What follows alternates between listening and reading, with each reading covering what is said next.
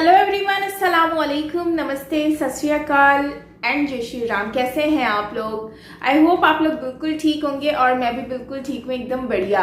आज आपके लिए वीडियो लेकर आई हूँ योगी आदित्यनाथ जी के ऊपर, और इस पर हमने ऑलरेडी एक पार्ट 1 बना चुके हैं और काफ़ी चीज़ें उनकी गवर्नमेंट में हमें जानने को मिली हैं कि क्या क्या इम्प्रूवमेंट हुई है, डेवलपमेंट हुई है। अब हम देखने वाले हैं पार्ट 2 और जानेंगे बहुत सारी चीज़ें जो हमें शायद नहीं पता या फिर क्लियर करने के लिए। काफ़ी चीज़ें मुझे जानने को मिलेंगी एग्जैक्टली। हम चलते हैं वीडियो की तरफ और रिएक्शन देते हैं। उससे पहले अगर आपने मेरा चैनल सब्सक्राइब नहीं किया तो लाजमी कर ले एंड बेल आइकन को ऑल नोटिफिकेशन पर प्रेस कर लीजिएगा ताकि सारी वीडियोस आपको मिलती रहें। चलते वीडियो की तरफ रिएक्शन देते हैं।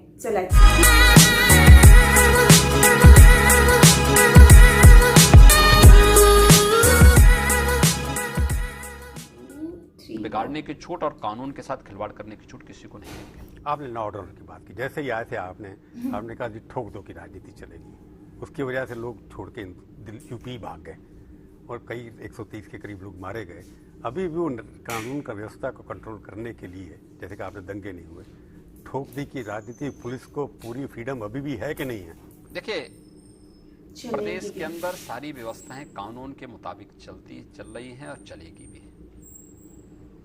हमने कानून के साथ खिलवाड़ करने की छूट न पुलिस को दी है और न किसी अपराधी को दी है। हमने उनको समझाया, भाई देखो, कोई भी गलत काम मत करो, रास्ते पे आ जाओ, गलत कार्य का गलत परिणाम होता है।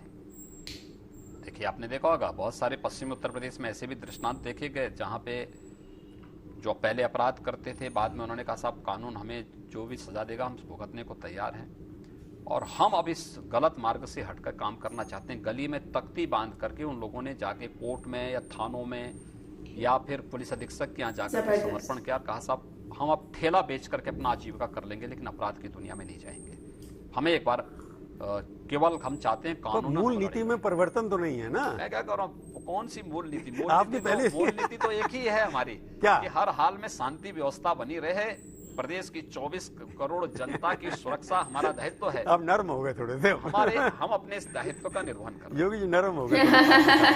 पहले नरम था ना, आप गरम। पहले नरम था ना, पहले गरम था। जो संतुलन हमारा पहले था वही संतुलन आज भी। क्योंकि जो ठोक देने की राजनीति पहले कहा 135 लोग मारे गए और उसकी डर की वजह से अंसारी जैसे लोग यूपी में आना नहीं चाहते। कोई जाके गुजरात में जमा हो गया, कोई पंजाब में जमा हो गया। क्या है उत्तर प्रदेश की आबादी? क्यों नहीं आना चाहते? 24 करोड़ की आबादी है। हाँ, तो आपके जो जितनी बाहुबली हैं वो प्रदेश छोड़ के भाग गए ना। नहीं, देखिए, प्रदेश तो सबके लिए है, हर व्यक्ति को प्रदेश में रहने का अधिकार है, लेकिन कानून के दायरे में रहकर कानून का पालन करते हुए।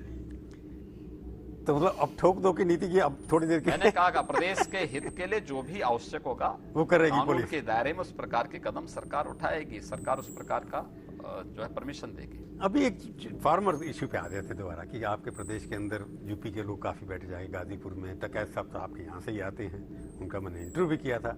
आपको क्या लगता है इसका परिणाम? आप फार्मर जो कर रहे हैं उनको समझाने में, कानून अच्छे हैं, मेरे को भी ये लगता है, पर उनको समझाने में कहीं आप लोग फेल हो गए? देखिए, 3 कृषि संबंधी, जो किसानों से संबंधित 3 कानून भारत सरकार ने पास किए हैं। मुझे नहीं लगता है कि इसमें किसी कृषि विशेषज्ञ को या किसी ऐसे व्यक्ति को जिसका खेती किसानी से कोई संपर्क और संवाद हो, उसको कोई आपत्ति हो। मुझे याद है जब ये ऑर्डिनेंस पास हुए थे तो भारतीय किसान यूनियन से जुड़ा हुआ एक जो है, आपने तो इम्प्लीमेंट कर दिया ना, ये आपने लॉ इम्प्लीमेंट कर दिया। हाँ, वो शिष्टमंडल यहाँ मुझे मिलने के लिए आया था और उन्होंने आभार व्यक्त किया था प्रधानमंत्री जी का कि तीनों कृषि कानून प्रदेश यानी किसानों के हित में हैं और ये चौधरी साहब की भावनाओं के अनुरूप है, यानी चौधरी महेंद्र सिंह टिकैत जी की भावनाओं के अनुरूप है। अचानक 4 महीने के बाद ऐसा क्या हो जाता है कि वही लोग धरना प्रदर्शन में फिर चले गए। हमने इस बारे में संवाद किया, उन लोगों से पूछा कि भाई आप तो इसका समर्थन करते हैं और आप बताइए तो कहां पे ये किसान विरोधी हैं। तो उन्होंने कहा साहब चूंकि पंजाब के लोग कर रहे हैं इसलिए हम भी कर रहे हैं। अभी कोई बात तो नहीं हुई। आप यूपी के अंदर हैं, यूपी की बात करिए, और यूपी में आपको परेशानी क्या है इस कानून में? तो कैसे साहब ने कहा कि हमारे पैसे गन्ने के नहीं दिए अभी तक, मेरे इंटरव्यू में कहा देखिए, उन्होंने। ये कहना वास्तविकता को समझने की एक भूल होगी। उत्तर प्रदेश में हम लोगों ने विगत 4 वर्ष के दौरान, अभी मेरी सरकार को 4 साल का कार्यकाल हमारा पूरा नहीं हुआ है, 19 मार्च को 4 साल के कार्यकाल पूरे होंगे, हमने अभी तक 1,25,000 करोड़ रुपए का गन्ना मूल्य का भुगतान किया है। 1,25,000 करोड़ रुपए का गन्ना, ये कभी नहीं हुआ। अगर आप देखेंगे समाजवादी पार्टी और बहुजन समाजवादी पार्टी की 2007 से लेकर के 2017 तक के 10 वर्षों के शासनकाल को आप देखेंगे, जितना गन्ना मूल्य का भुगतान इन्होंने उस कालखंड में किया होगा, उतना अकेले 3.25 वर्ष के दौरान हमारी सरकार ने प्रदेश के अंदर गन्ना मूल्य का नाराज क्यों है? पॉलिटिकल मोटिवेटेड है आपको? एक तो ये बात। दूसरा, प्रदेश के अंदर कोविड-19 के दौरान हमने सभी चीनी मिलें चलाई। महाराष्ट्र के अंदर आधी चीनी मिलें बंद हो गई, यूपी के अंदर कोई चीनी मिल बंद नहीं हुई। और हम लोगों ने चीनी मिलों को तब तक चलाया था जब तक किसान के खेत में गन्ना होगा। जब तक किसान के खेत में गन्ना होगा सब उठाएंगे आप। हम चला रहे हैं, हम पिछले 4 साल से लगातार चला रहे हैं। यही नहीं, खांडसारी उद्योग को लाइसेंस फ्री किया। प्रदेश के अंदर इस समय 250 से अधिक खांडसारी उद्योग लगे। शुगर की आवश्यकता है तो ठीक, नहीं है तो शुगर केन से सीधे इथेनॉल बनाया जा सके, इसके लिए हम लोगों ने ही प्रस्ताव दिया। और मैं आभारी हूं प्रधानमंत्री जी का कि उन्होंने इथेनॉल बनाने की परमिशन दी। और आज इथेनॉल प्रदेश 261 करोड़ लीटर इथेनॉल का प्रोडक्शन अकेले यूपी किया। सर्वाधिक इथेनॉल का उत्पादन यूपी के सब किया योगी जी, पर एमएसपी वो मांग रहे हैं, उसमें परेशानी क्या देने में? कहां एमएसपी पे? वो कहते हैं एक लॉ में लिख दो एमएसपी, क्या फर्क पड़ेगा? मैं उदाहरण आपको देना चाहता हूं। देखिए, 2 उन्होंने बात की है। एक गुमराह किया जा रहा है कॉन्ट्रैक्ट खेती के बारे में, हाँ, कि किसानों की जमीन कॉन्ट्रैक्टर ले लेगा। मैं आपको एक बात बताऊं, आप जिस चैनल के साथ जुड़े हैं, आपका कोई कॉन्ट्रैक्ट होगा ना कि आप चैनल पे कब्जा कर रहे हैं। ये म्यूचुअल अंडरस्टैंडिंग होती है 2 लोगों की। दूसरा, खेत का मैं माल खरीदूंगा, जो प्रोड्यूस करेंगे आप, प्रोड्यूस जो होगा उससे। उदाहरण मैं आपको देता हूं।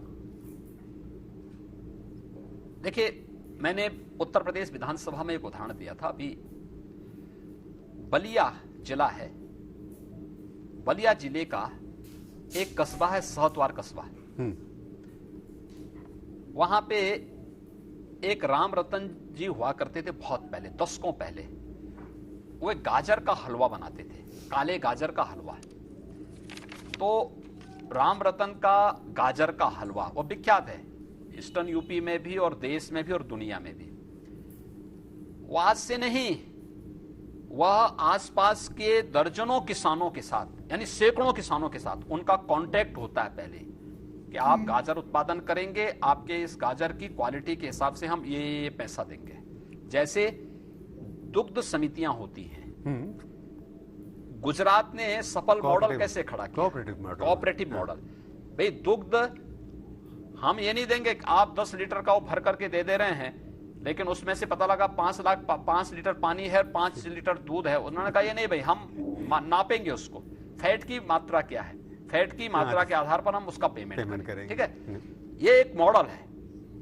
ऐसे ही वहां पर ये व्यवस्था हुई, उन्होंने ये कहा। और वह दशकों से बलिया के अंदर वो मॉडल चल रहा है और लोग खुशी खुशी गाजर उत्पादन करते हैं। वह गाजर उठा के लेके जाता है, बदले में उनको वेस्टर्न उत्तर प्रदेश के लोगों को क्यों नहीं समझा पा रहे? वेस्टर्न यूपी के लोग अच्छी तरह समझ रहे हैं। कुछ चंद लोग जो बहकावे में आए हुए हैं। एक दूसरा, ये लोग कौन है? उसमें से उस लीडरशिप में कोई किसान है क्या? योगेंद्र यादव किसान है? राकेश टाकैत, हन्नान मोल्ला किसान है? मैं पूछना चाहता हूं, क्या ये किसान है? खेती किसानी से इनका दूर दूर का संबंध नहीं। लेकिन चूंकि हर विघटनकारी गतिविधियों को लीड करते हैं, इसलिए भोले भाले किसानों की में बंदूक लगकर आंदोलन जीवी हैं, परजीवी किसानों के यानी किसानों की मेहनत पर जीवित रहने वाले लोग या विदेशी जूठन पर जीवित रहने वाले लोग यही परजीवी हैं जो इस आंदोलन के नाम पर किसानों के कंधों पर बंदूक रख करके उनको भड़का रहे हैं और उनको गुमराह करने का कार्य कर रहे हैं। ऐसे दर्जनों उदाहरण होंगे। आप झांसी बुंदेलखंड क्षेत्र में जाइए, वैद्यनाथ इस देश की आयुर्वेद प्रोडक्ट की सबसे पुरानी कंपनी है ना। वैद्यनाथ के द्वारा झांसी और आसपास के जनपदों में हजारों किसानों से हर्बल प्रोडक्ट लिए जाते हैं और पहले से उनका कांटेक्ट हो जाता है। क्या खेती किसी किसान की गई आज तक? किसी की नहीं गई। ये गुमराह क्यों किया जा रहा है? ये चुनाव से अपराध है। नहीं, चुनाव से संबंधित तो नहीं है कुछ। ये लोग अपराध कर रहे हैं किसानों के साथ। ये लोग किसानों की आमदनी को बढ़ाने के लिए और किसानों के जीवन में खुशहाली लाने के लिए जो प्रयास किए जा रहे हैं भारत सरकार के द्वारा, मोदी जी के द्वारा, उसको ये लोग, क्योंकि कुछ लोगों को भारत की प्रगति से चिढ़ है, वे लोग नहीं चाहते कि किसान खुशहाल हो। एक दूसरा, मंडी की बात मैं करना चाहता हूं। देखिए, मंडी कानून, पहले कोई किसान अपनी उपज को लेकर कहीं जाता था, किसी व्यापारी को बेचा, मंडी सब पहुंच जाती थी, छापा मारती थी, उसको माल जब्त कर देती थी और फिर निगोशिएशन होता था। प्रताड़ित कौन होता था? किसान को दाम नहीं मिल पाता था। मैं आपको बताऊं, 2019 तक मकई का कोई भी समर्थन मूल्य नहीं होता था। 2018 तक। 2018 में प्रधानमंत्री मोदी जी ने 45 जींस का समर्थन मूल्य जारी किया। प्रदेश के अंदर भी प्रोक्यूरमेंट की परमिशन दी गई। 2018 तक मकई का दाम प्रदेश में क्या था? 1100 रुपये मिलता था, 900 से 1100 रुपये। हम लोगों ने जब अपने सेंटर स्थापित करके प्रोक्यूर करना प्रारंभ किया, उसी साल मकई का दाम समर्थन मूल्य 1800 था, लेकिन मार्केट में उसके दाम किसानों को मिले हैं 2200 रुपये। मार्केट से मिले, मार्केट में 2200 रुपये उसी किसान को मिले जो 900 से 1100 बेचता था। मकई का उसी किसान को 2200 रुपया मिला है मार्केट में दाम। मुझे एक बात बताइए, अगर सरकार एमएसपी घोषित करके छोड़ देती तो भी ये दाम नहीं मिलता। सरकार एमएसपी घोषित नहीं करती तब भी 900 और 1100 ही उसको मिलता। और सरकार ने दोनों काम किए, एमएसपी घोषित किया लेकिन अपने प्रोक्यूरमेंट सेंटर लगाने के साथ साथ मार्केट को एक कंपटीशन के लिए छोड़ा। मार्केट में कंपटीशन हो, और मार्केट में कंपटीशन का था 1800 के बदले किसान को 2200 रुपया। पर जो कि मैं रोकूंगा आपको यहाँ, ये जो व्यवस्था है, एक मार्केट में स्वस्थ प्रतिस्पर्धा प्रारंभ हो और इस स्वस्थ प्रतिस्पर्धा के माध्यम से किसान को एमएसपी से ज्यादा दाम मिल सके मार्केट में, यह एक उसके पीछे का भाव है। एक one nation one market one mandi, ये भाव है। याद करिए, ई नाम से सभी मंडियों को जोड़ा गया। हाँ, जोड़ा गया, पर पीछे का भाव वही है। योगी, मैं इसलिए आपको कह रहा हूँ, आपने बात अच्छी की, योगी जी ने भी अच्छी, प्रधानमंत्री जी ने भी अच्छी बात की। पर आपने देखा होगा कि जब शुरू हुआ था ये, तो हरियाणा के लोगों ने कहा था हम पंजाब की फसल नहीं आने देंगे अंदर, मध्य प्रदेश के मुख्यमंत्री कहा हम नहीं आने देंगे, राजनीतिक कारण होते। मैं ये सवाल पूछा कि चुनाव आपके यहाँ आने वाले हैं, किसान वेस्टर्न यूपी का आपसे नाराज है, ऐसा दिखाई देता है जनता के अंदर। उसका असर आपको लगता नहीं? वहाँ पर प्रियंका गांधी जैसे लोगों को, पहले कांग्रेस के नाम से लोग इकट्ठे नहीं होते थे, प्रियंका वहाँ पर अब लोगों की मीटिंग करती है, जो पहले मुकाबले में काफी भीड़ है। कौन लोग हैं उसमें? कौन लोग जा रहे हैं मीटिंग में? मीटिंग में हैं कौन? जो लोग जाते हैं मीटिंग में, जैसे सामने कैमरा आता है तो टोपी उतार करके जेब में रखते हैं और फिर मीटिंग से बाहर जाके अपनी टोपी पहन करके वो करते हैं। कौन सी टोपी? है ना, अनुमान कर सकते हैं, आप अनुमान कर सकते हैं ना। देखिए, जिनको शांति और सौहार्द पसंद नहीं है, प्रगति अच्छी नहीं लगती है, जिनको कोई मुद्दा नहीं बचा है दंगा करने का, फसाद करने का, अराजकता फैलाने का, वे लोग आज भोले भाले किसानों के कंधे में बंदूक रख करके फैलाने का कुत्सित प्रयास कर रहे हैं, लेकिन सफल नहीं हो रहे। पब्लिक ही उनके उसके कार्य को सफल नहीं होने दे रही है। अब चुनाव का माहौल बन गया। अब चुनाव में जब आप जाएंगे तो क्या उपलब्धियां आप सर 3-4 ऐसी बताइए शॉर्ट में से, कि क्या कहेंगे कि योगी जी ने 5 साल के अंदर प्रदेश में ये परिवर्तन कर दिया? देखिए, हम लोगों ने प्रधानमंत्री मोदी जी के विकास के इस मॉडल को सफलतापूर्वक प्रदेश के अंदर लागू किया है। प्रदेश हो या देश या दुनिया, एक ही मॉडल को देख रही है, जो लोक कल्याण का है, जो विकास का है, वो मोदी मॉडल है। और मोदी जी ने जो एक मार्गदर्शन किया है देश को, प्रदेश को, आत्मनिर्भर भारत, दुनिया के सामने वो मॉडल आज सराहा जा रहा है। आत्मनिर्भर भारत, एक भारत श्रेष्ठ भारत की उस परिकल्पना को आगे बढ़ाने के लिए उत्तर प्रदेश भी साथ खड़ा है। वह उत्तर प्रदेश उस रूप में सामने आया है। क्योंकि मैं इसका मतलब ये निकाल सकता हूँ, अगर करेक्ट गलत हो तो बता देना। जब चुनाव आप 2022 में लड़ने जाएंगे तो वोट मांगेंगे भारतीय जनता पार्टी के लोग योगी के काम पर, मोदी के नाम पर। मोदी जी का नाम है, मोदी जी का काम पे ही हम सत्ता में आए हैं। नहीं, आपका काम भी तो है ना। नहीं, 2007 याद कि रखना, योगी और मोदी को इकट्ठा लोग जोड़ के चलते हैं आजकल, कि दोनों इनसेपरेबल हैं, जुड़े हुए हैं। 2014 में मोदी जी का काम गुजरात में था, नाम पूरे देश में था।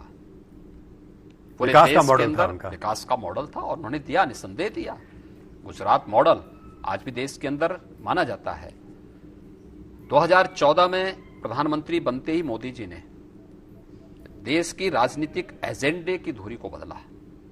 जो जाति, क्षेत्र, भाषा, मत, मजहब, अपना पराया, परिवारवाद और भ्रष्टाचार, इन सब के इर्द गिर्द घूमता था। इस सब को एक तरफ करते हुए देश को एक नई दिशा दी। गांव की तरफ, किसान, मजदूर, युवा, महिला और सबका साथ और सबके विकास की तरफ। आप देखेंगे कोई व्यक्ति, यानी हमारा राजनीतिक विरोधी भी ये नहीं बोल सकता कि पिछले 6 वर्ष के दौरान मोदी जी ने कोई भी योजना लागू की देश के अंदर तो किसी व्यक्ति, किसी जाति, किसी मत, किसी मजहब, किसी क्षेत्र, किसी भाषा को ध्यान में रख के किया होगा। तो 2022 का चुनाव ये हुआ, सबका साथ, सबके विकास और सबके विश्वास के साथ जुड़ा रहा। वो तो ये मॉडल, वही मॉडल हम लोगों का है। 2014 में, 2017 में उत्तर प्रदेश विधानसभा, उत्तर प्रदेश देश की सबसे बड़ा राज्य होने के नाते उत्तर प्रदेश में उस मॉडल को पब्लिक ने उसी रूप में स्वीकार किया जैसे 2014 में, 2017 में उसकी पुनरावृत्ति हुई, 2019 में लोकसभा चुनाव में देश के अंदर भी, प्रदेश के अंदर भी उसकी पुनरावृत्ति हुई, लोगों ने उस रूप में किया। 2022 में आएंगे तो मोदी जी का नाम भी, मोदी जी का काम, उनके मार्गदर्शन में जो काम हुआ है, योगी जी द्वारा, ये सभी हमारे इलेक्शन एजेंडे के हिस्से होंगे। और हम योगी जी, आप भारतीय जनता पार्टी में स्टार कैंपेन में मोदी जी के बाद नंबर 2 आप आते हैं। हर जगह आपको बुलाया जाता है, हैदराबाद में बुलाया जाता है। इसके पीछे कारण क्या कि एक ध्रुवीकरण करना लोगों का, या आपकी परफॉर्मेंस का? आप वेस्ट बंगाल पर जा रहे हैं तो आप किस तरह के इशू उठाएंगे? जहां पर देखिए, असम जाएंगे, आप सब जगह, प्रदेश त्रिवेंद्र में इतनी भीड़ मिली आपको, हमने प्रदेश के अंदर या फिर देश के अंदर जो भी चीज हम लोग करते हैं, देखिए 2017 में जब हम लोगों ने प्रदेश विधानसभा का चुनाव लड़ा था, प्रधानमंत्री मोदी जी थे और राष्ट्रीय अध्यक्ष माननीय अमित शाह जी थे। उन दोनों का मार्गदर्शन मिला और प्रदेश ने बहुत सफलतापूर्वक इस कार्यक्रम को आगे बढ़ाया। आज भी देश के अंदर जो भी कार्यक्रम लगते हैं, सभी राष्ट्रीय नेताओं के कार्यक्रम, राज्य के मुख्यमंत्रियों के कार्यक्रम और सभी अन्य सामान्य कार्यकर्ताओं के भी जहां उनकी आवश्यकता होती है वहां पे उनके कार्यक्रम लगते हैं। तो कार्यक्रम की जो पार्टी के कार्यकर्ता, यूपी में चुनाव होंगे और राज्यों से भी कार्यकर्ता आएंगे। सामने आप जो जा रहे हैं, आप क्या इशू उठाने वाले हैं वहां से जुड़े हुए जो इश्यू होंगे? क्या ममता, जिस मॉडल को हम केंद्र सरकार के साथ मिलकर सफलतापूर्वक यूपी में लगा करके यूपी की आमदनी को दोगुना कर देते हैं, यूपी को ईज ऑफ डूइंग बिजनेस में 12 से 2 नंबर पे ला सकते हैं, यूपी को 5वें नंबर से दूसरे नंबर पर आर्थिक ताकत के रूप में स्थापित कर सकते हैं, बंगाल क्यों नहीं हो सकता है? नहीं, वो बंगाल में जब आपके नेता जाते हैं जय श्री राम, और आपसे बड़ा मॉडल क्या है? राम क्यों? जय श्री तो राम, आप भी तो जय श्री राम तो ये हमारा एक सामान्य शिष्टाचार का उद्बोधन है। हम जब आपस में मिलते हैं, देखिए ये राजनीति को बाद में हुआ के चुनाव में वेस्ट बंगाल में जय श्री राम का नारा नहीं लगा था। प्रदेश के अंदर अगर आप जाएंगे कहीं भी, यूपी, बिहार में आप जाइए, राम राम जी बोलते हैं, राम बोलते हैं ना। पर क्या ये राम राम मैंने दिया? 2016 में वेस्ट बंगाल में योगी सनातन श्री राम का नारा नहीं था। सनातन संबोधन है हमारा। देखो उनका नारा, अगर आज भी आप देखेंगे, देखिए आपके माँ बाप ने आपका नाम प्रभु रखा, कहीं ना कहीं प्रभु के पीछे का भाव ही रहा होगा कि भाई राम या भगवान शिव या भगवान विष्णु उनके सामने रहे होंगे। नहीं, वहां जो है रख दिया। आपकी पार्टी मैं वही कह रहा हूं, जय श्री राम, वो कहती है जय श्री राम। मैं क्या कर रहा हूँ, देखिए ममता का नारा है जय सिया राम, सिया राम भी तो देखिए, और आपका हमारे नारा यहाँ है सिर्फ श्री राम। मैं क्या कह रहा हूँ ना, हमारे यहाँ सिया राम और श्री राम में बहुत अंतर नहीं है। यहाँ वेस्ट बंगाल में ये नारा लगाएंगे ना जाकर के, सीता राम को जोड़ करके ही श्री राम बनता। श्री जो संबोधन है ये माता सीता का ही संबोधन है। तो इस समझ की वेस्ट बंगाल में आप जो जा रहे हैं वहां पर इशू तो यही है ना, वहां पर झगड़ा तो यही है कि वहां पर अपीजमेंट हो रहा है माइनॉरिटीज के साथ, सब इशू वही बनाया जा रहा है ना। बंगाल में अभी मैं उत्तर प्रदेश में हूँ, उत्तर प्रदेश की बात करी, जब बंगाल में जाएंगे बंगाल में बात करेंगे। नहीं, बंगाल में आपको तो ब्रीफिंग तो आपके दिमाग में जब आप बोलते थे और जस्वी बोलता है। देखिए हम लोग ये सब धारणाएं पहले नहीं बनाते हैं, वहां जाकर के जो कुछ बोलना होगा बंगाल में बनाएंगे। ममता जी भी चीफ मिनिस्टर हैं, उनकी परफॉर्मेंस भी है सबके सामने। देखिए बंगाल परिवर्तन की राह पर है। क्यों? और मेरा विश्वास है क्यों कि जो विकास यूपी के अंदर हुआ है, जो विकास भारतीय जनता पार्टी शासित राज्यों में हुआ है, यह विकास बंगाल के अंदर भी होना चाहिए और विकास का लाभ बंगाल के नागरिकों को भी मिलना चाहिए, क्योंकि बंगाल भारत की सांस्कृतिक राष्ट्रवाद की धरती रही है। आपका कहना है यूपी मॉडल जो है बंगाल पे इम्पोज करेंगे आप? मैं क्या कर रहा हूं, ये मॉडल देश के विकास का मॉडल जो मोदी जी के नेतृत्व में पूरे देश ने अडॉप्ट किया है और जिसको सफलतापूर्वक आगे बढ़ाया यूपी की सक्सेस स्टोरी तो यूपी की है ना। यूपी में तो वेस्ट उसके बंगाल में सक्सेसफुल जब मॉडल योगी जी जाएंगे तो यूपी मॉडल ऑफ गवर्नेंस जो मैं है, क्या कर रहा हूं ना, ये चीजें वहां की आवश्यकता के अनुरूप रखेंगे। आप यहाँ पर जब आएंगे देखते हैं कि आपको आपके खिलाफ अपोजिशन तो कोई ज्यादा बिखरी हुई लगती है, कोई ज्यादा कोई मिलीजुली है नहीं। तो जब आप कहते हैं कि आपको लगता है लड़ाई किससे है यहाँ पर, अखिलेश से है, समाजवादी पार्टी से है, मायावती से? देखिए अभी हाल ही में उपचुनाव हुए थे यूपी के, और यूपी के उस उपचुनाव ने बहुत स्पष्ट कर दिया है कि अब विपक्ष यहाँ बेदम हो चुका है। आपने कहा पानी पिला दूंगा मैं तो, और बेदम होने के नाते अलग अलग जगह पे अलग अलग लोग बीजेपी से लड़ने का प्रयास करेंगे। बीजेपी एब्सोल्यूट मेजोरिटी के साथ, एक थम्बिंग मेजोरिटी के साथ उत्तर प्रदेश में 2022 में सरकार नहीं, अगर इकट्ठे हो गए सब लोग हैं तो 2019 में इकट्ठे हुए ही थे। 2019 में बिखरे हुए थे, सारे इकट्ठे नहीं, कांग्रेस अलग थी, कांग्रेस साथ थी, समाजवादी पार्टी और मायावती अलग थी। अमेठी में पार्लियामेंट की बात करें, पार्लियामेंट की बात, मैं असेंबली की बात कर रहा हूँ। असेंबली में भी यही रिजल्ट आने वाला है जो 2017 में आया था, 2019 में आया था, 2014 में आया था। नहीं, पर आपको लगता नहीं कि सारे इकट्ठे हुए? क्योंकि गैर भाजपावाद जो है पनपने के दिखाई देता है कि लोग कहते हैं कि मुस्लिम आपके खिलाफ। आपको उसकी बहुत चिंता नहीं करनी चाहिए, नहीं होगा कोई। मुझे लगता है कि उत्तर प्रदेश की जनता उसका निर्णय कर चुकी है और उत्तर प्रदेश की जनता के सामने कोई कंफ्यूजन नहीं है। कि एक इंप्रेशन ये भी जाता है ना कि अखिलेश पर गरम और मायावती पर नरम, ये योगी जी की राजनीति है, पता नहीं क्यों है। हम किसी पे ना गरम है ना किसी पे नरम है, हम प्रदेश की जनता की ही हितों के लिए कार्य कर रहे हैं। 24 करोड़ जनता के हितों के लिए कार्य करना ये मेरा दायित्व है, हम ईमानदारी पूर्वक उस दायित्व का निर्वहन कर रहे हैं। तो विरोधी दल तो होते ही ना, सत्ता जो है राजनीति है, विरोधी दलों से लड़ना, तो इसमें से आपको लगता है विरोधी, देखिए वो नाम विरोधी है, वो एक राजनीतिक दल का प्रतिनिधित्व करते हैं, वो हमारा दुश्मन नहीं है। पर बातचीत तो नहीं होती आप लोगों की ना, आप लोगों की बातचीत आपस में होती नहीं है। एकदम बातचीत होती है हमारी, मेरी सबसे बातचीत होती है, मेरी सबसे बातचीत होती है। मैं मुलायम सिंह जी के जन्मदिन पर या उनका हालचाल लेने के लिए उनके घर जाता हूं, मैं अखिलेश जी का भी हालचाल ले लेता हूं, मैं मायावती जी का भी हालचाल लेता हूं, मैं कांग्रेस के नेताओं का भी हालचाल लेता हूं, सबका हालचाल लेता हूं। भाई हमारी दुश्मनी नहीं है किसी से, और दुश्मनी किस बात की? हो सकता है कुछ मुद्दे उनके साथ पास भी अच्छे होंगे, हो सकता है कुछ अच्छी बातें वो भी सोचते होंगे। भाई उन्होंने प्रदेश में शासन किया है, उनके अपने अनुभव होंगे, व्यक्ति ठोकर खा करके कुछ समझता है, सीखा होगा कुछ मॉडल को। और आपने एक सेंटेंस बोला था, पेट की गर्मी खत्म कर दूंगा, हमने देखिए विधानसभा में कहा था, देखिए हमने ये कहा सत्र में, विधान परिषद में चर्चा चल रही थी, टोपी की एक मान्य सदस्य ने कहा कि साहब हमारे पेट में जो है दर्द हो रहा है। मैंने कहा दर्द का इलाज करने के लिए तो मैं आया हूँ, विरोधी दल के लोगों ने मेरी बातचीत सुन लीजिए कि आपका दर्द स्वयं दूर हो जाएगा। तो प्रश्न उनका दर्द से संबंधित था, तो उत्तर मेरा जो था वो दर्द का इलाज है। राजनीतिक दर्द नहीं था कोई उनका।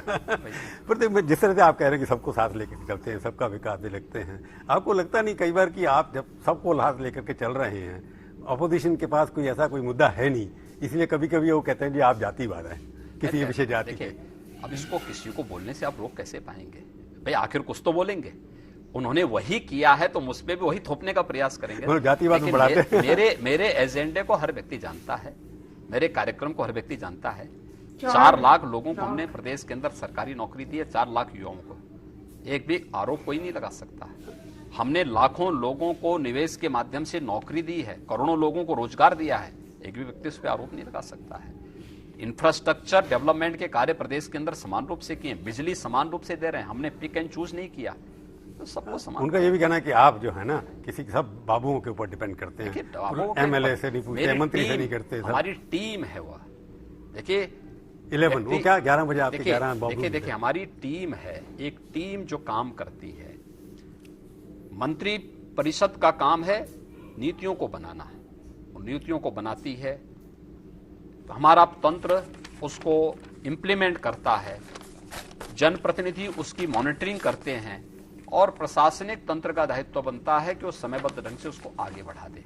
ये टीम वर्क है और ये टीम वर्क ही उत्तर प्रदेश में रिजल्ट दे रहा है, जो हमने 4 चरणों में इस रूप में इसको अलग अलग लोगों की जवाबदेही के साथ किया है।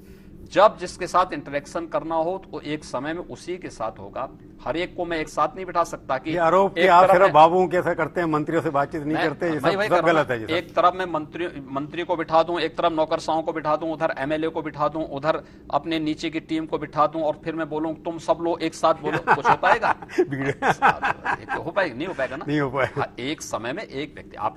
आपने क्या काम किया बताइए? मंत्रिपरिषद जो पॉलिसी बनी, वो पॉलिसी को बनाने का काम उनका है। उन्होंने व्यापक विचार विमर्श के बाद, हर एक स्टेक होल्डर से बातचीत करने के बाद पॉलिसी तैयार की है।